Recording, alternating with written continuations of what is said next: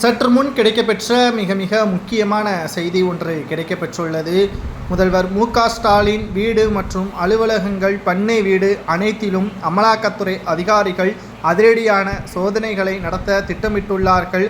உள்துறை அமைச்சர் அமித்ஷா அவர்கள் தற்பொழுது அமலாக்கத்துறை அதிகாரிகளுக்கு அனைத்து ஆவணங்களையும் கொடுத்துள்ளார். ஏற்கனவே தமிழக ஆளுநர் RN.ரவி அவர்களிடம் இருந்து பெறப்பட்ட அனைத்து ஆவணங்களையும் தான் தற்பொழுது அமலாக்கத்துறை அதிகாரிகளிடம் கொடுத்திருப்பதாகவும், தமிழகத்தில் கடந்த 4 ஆண்டுகளில் திமுகவின் அமைச்சர்கள் பல்வேறு ஊழல்களை செய்திருப்பதாகவும், வருமானத்திற்கு அதிகமாக சொத்துக்களை சேகரித்திருப்பதாகவும் எழுந்துள்ள குற்றச்சாட்டின் அடிப்படையில் கடைசி ஆண்டான 5வது ஆண்டில் தற்பொழுது அனைத்தும் சிறைக்கு செல்லக்கூடிய வகையில் திமுகவின் தலைவரும் தமிழக முதல்வர் ஸ்டாலின் உட்பட 14 அமைச்சர்கள் சிறைக்கு செல்ல தற்பொழுது அமலாக்கத்துறை அதிகாரிகள் ஏற்பாடுகளை செய்து வருகிறார்கள்.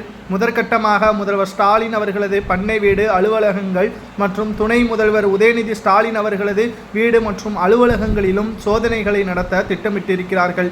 இந்த சோதனைகள் நிறைவு பெற்றால் நிச்சயம் இரவோடு இரவாக முன்னாள் முதல்வர் கருணாநிதி அவர்கள் எப்படி கைது செய்யப்பட்டாரோ அதேபோல் மு.க.ஸ்டாலின் அவர்களும் அவரது மகன் உள்ளிட்ட முக்கிய அமைச்சர்கள் கைது செய்வதற்கு வாய்ப்புகள் அதிகமாகவே இருக்கிறது.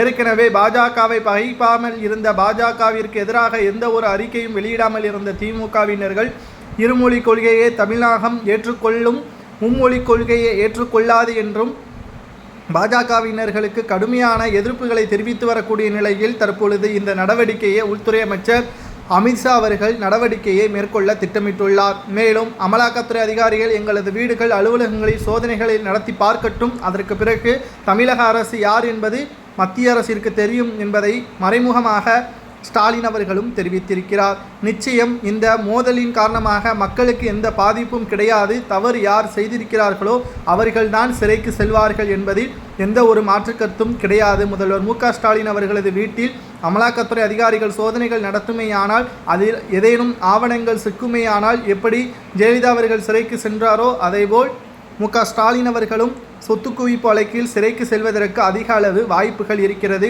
குறிப்பாக சொல்ல வேண்டும் என்றால் முதல்வர் மு.க.ஸ்டாலின் அவர்கள் மத்திய அரசை பகைக்காமல் தான் கடந்த 4 ஆண்டுகளை கழித்தார். ஆனால் இந்த ஆண்டு மும்மொழி கொள்கை தமிழகத்தில் கட்டாயமாக அமல்படுத்த வேண்டும், இல்லை என்றால் மத்திய கல்வித்துறை அமைச்சர் 2125 கோடி தர மறுத்துவிட்டதன் காரணமாகத்தான் தற்பொழுது போராட்டங்களை தழுவி வரக்கூடிய திமுகவினர்கள் அமலாக்கத்துறை அதிகாரிகள் மூலமாக திமுகவினர்களது சத்தத்தை அடக்கும் விதமாக ஏற்பாடுகள் செய்யப்பட்டிருக்கிறது.